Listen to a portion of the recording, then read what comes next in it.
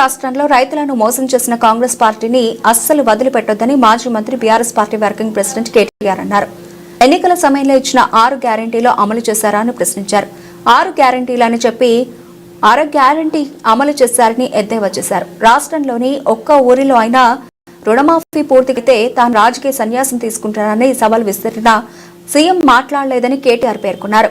చేవెళ్లలో ఉప ఎన్నిక రాబోతోందన్నారు.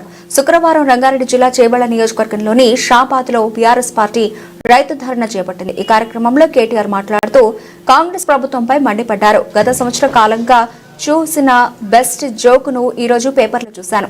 తెలంగాణను ఉద్ధరించాను, ఢిల్లీని ఉద్ధరిస్తాను అని సీఎం రేవంత్ రెడ్డి రాజధానిలో చెబుతున్నారు. తెలంగాణలో 6 గ్యారెంటీలు చేయలేదు గాని ఢిల్లీలో చేస్తాను అంటున్నాడు.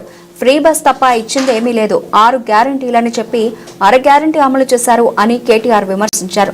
చేవెళ్లలోనే కాదు తెలంగాణలో 10 నియోజకవర్గాల్లో ఉప ఎన్నికలు రాబోతున్నాయి. ఈ 2025లోనే పార్టీ మారిన ఎమ్మెల్యేల స్థానంలో ఉప ఎన్నికలు వస్తాయి. వాళ్లను ఓడించాలి. రైతుల తరఫున ఇది ఆరంభం మాత్రమే. 21వ తారీఖున నల్గొండలో మరో రైతు దీక్ష చేపడతాం అని కేటీఆర్ తెలిపారు. ఇంతకుముందు తమ్ముడు అవినాష్ మాట్లాడిండు, నరేందర్ రెడ్డి గారు మాట్లాడిండు. నరేందర్ రెడ్డి గారు 37 రోజులు జైల్లో ఉన్నాడు.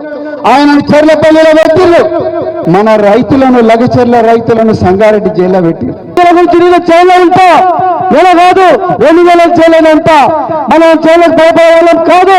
ఖచ్చితంగా మళ్ళా తెలంగాణను పూర్వవైపు తీసుకురావాలి. రేవంత్ రెడ్డి జూటారెడ్డి ఉన్నారు, జూట్ మాట్లాడుతున్నారు. ఇప్పుడు అంటే చాలా ప్రామిసెస్ చేశారు, ఒక్క ప్రామిసెస్ ఫుల్ఫిల్ చేయలేదు. అలాగే ఈ ధర్నాలో మనకు చాలా ప్రౌడ్ ఉంది. డైనమిక్ లీడర్ కేటీ రామారావు గారు చాలా డైనమిక్ ఉన్నారు. మొత్తం తెలంగాణకు చాలా డెవలప్ చేశారు. ఖచ్చితంగా మళ్ళీ కేసీఆర్ గారు తిరిగి ముఖ్యమంత్రి అయినంత గొప్పగా ఈ రోజు స్వాగతం పలికిన మా తమ్ముడు యువ నాయకుడు పట్నం అవినాష్ రెడ్డి గారికి, అదేవిధంగా తమ్ముడు శుభప్రద్ పటేల్ గారికి, కొడంగల్ రైతుల తరఫున 37 రోజుల పాటు జైలు జీవితం గడిపిన కొడంగల్ కు మళ్ళీ తిరిగి తప్పకుండా రేవంత్ రెడ్డిని ఓడగొట్టి తిరిగి కాబోయే ఎమ్మెల్యే అన్న పట్నం నరేందర్ రెడ్డి గారు, అదే మాదిరిగా వేదిక పైన ఉన్న నాయకులు పేరున ఎవరెవరి పేర్లు అయితే నేను చెప్పలేదు. మండల పార్టీ అధ్యక్షుడు నరసింహరావు గాని ఇంకెవరెవరి పేర్లు చెప్పలేదు. మీరు మనుషుల్నే తిట్టుకోవాలి, బయట తిట్టొద్దని కోరుతూ మా తమ్ముడు శాసన మండలి సభ్యుడు నవీన్ కుమార్ రెడ్డి గారు, అదేవిధంగా వేదిక ముందున్న ఓపికగా కూర్చున్న మా అక్క చెల్లెన్లు, మా అన్నదమ్ముళ్ళు, హైదరాబాద్కి వెళ్ళి ప్రత్యేకంగా వచ్చిన మా పత్రికా మిత్రులు, పేరున అందరికీ హృదయపూర్వకంగా నమస్కారం తెలియజేస్తా ఉన్నా.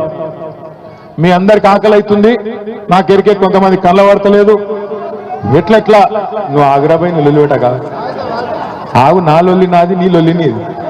అయితే పొద్దున షాబాద్కి వస్తున్నా, వచ్చేటప్పుడు ఎవరెవరు ఏం మాట్లాడుతారో చూద్దామని ఆయన పేపర్ తీసి చూసే వరకు నేను గత సంవత్సర కాలంలో చూసిన బెస్ట్ జోకు, అత్యుత్తమ జోకు పొద్దున పేపర్లో చూసిన. ఏంటిదా జోక్ ఎరికేనా? రేవంత్ రెడ్డి ఢిల్లీకి పోయి ఢిల్లీలో ఆడ స్పీచ్ ఇస్తాడు రేవంత్ రెడ్డి. ఇలా పత్రికల్లో రాసింది, తెలంగాణలో మొత్తం ఉద్ధరించిన ఢిల్లీని కూడా ఉద్ధరిస్తా, మీరు నా మాట నమ్మి ఢిల్లీలో కూడా కాంగ్రెస్ కి అధికారం ఇయ్యండి చెప్పి రేవంత్ రెడ్డి గారు ఢిల్లీలో చెప్తాడు. 6 గ్యారెంటీలు అమలు చేసిన, రుణమాఫీ మొత్తం చేసిన. ఇక్కడికి వచ్చిన మా